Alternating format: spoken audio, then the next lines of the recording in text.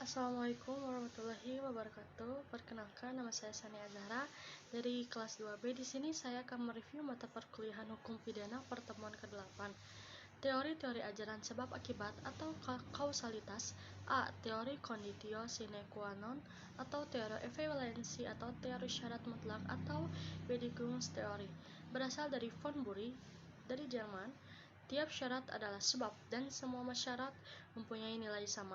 Karena apabila satu syarat tidak ada, maka akibatnya akan lain.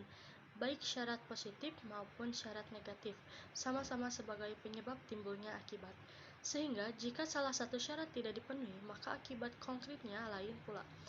Kebaikan teori ini adalah mudah diterapkan tetapi menimbulkan masalah karena luas lingkup berlakunya pertanggungjawaban pidana. Kesulitan teori ini adalah terlalu membentang.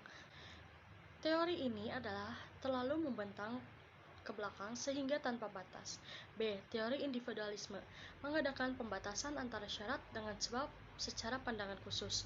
Mengindividualisasi yaitu secara konkret mengenai perkara tertentu saja dengan mengambil pendapat sesuatu kejadian. Dalam menentukan akibat dari sebab dilihat dari rangkaian syarat, dilihat sendiri-sendiri. Tokoh dan penganut teori individualisasi adalah satu. Brickmeyer, sebab adalah syarat yang paling kuat. Kesulitannya adalah menentukan faktor yang paling kuat itu apa ukurannya. 2. Binding, sebab dari suatu akibat adalah faktor yang menenah negatif dari rangkaian faktor yang unggul positif. C. Teori generalisasi. Teori ini melihat peristiwa sebelum kejadian (ante factum in abstracto), yaitu serentetan syarat yang merupakan perbuatan manusia dapat menjadi akibat dari suatu peristiwa, yaitu dilihat dari perhitungan yang layak atau pengalaman hidup yang umum terjadi. Menurut teori ini harus dicari sebab yang sama, adequate, untuk dapat menimbulkan akibat. Oleh karena itu, teori ini disebut teori adekuat. Ukuran dari teori ini adalah keadaan atau kebiasaan sehari-hari dari kejadian yang muncul. Persoalannya adalah apa yang menentukan bahwa sesuatu sebab itu layak atau cocok untuk menimbulkan akibat.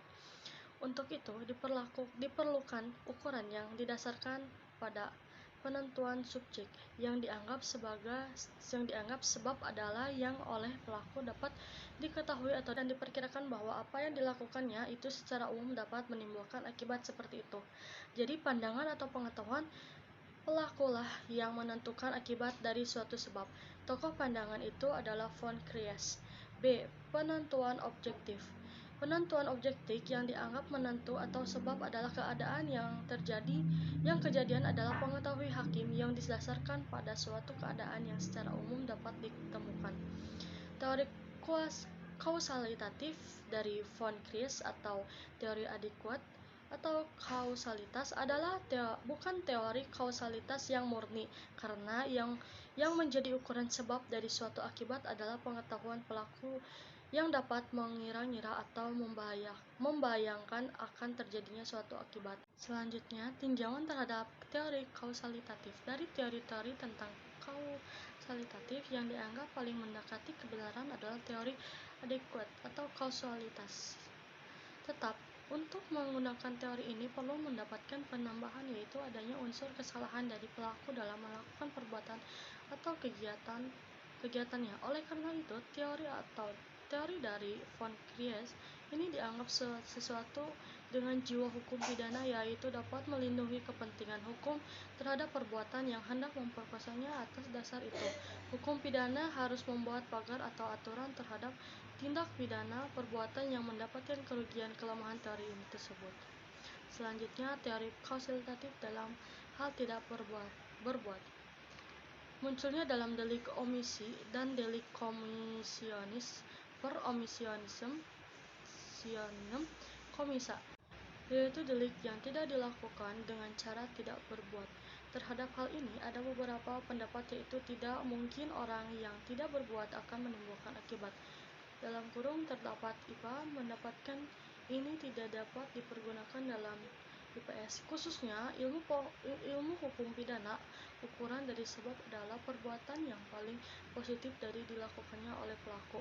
Sebab adalah sesuatu yang dilakukan, jadi teori ini juga tidak dapat diterima dalam hukum pidana karena bukan yang paling positif yang menjadi ukuran, melainkan yang ada hubungannya antara sebab dengan akibat. Sekian dari saya, mohon maaf bila ada kesalahan. Wassalamualaikum warahmatullahi wabarakatuh.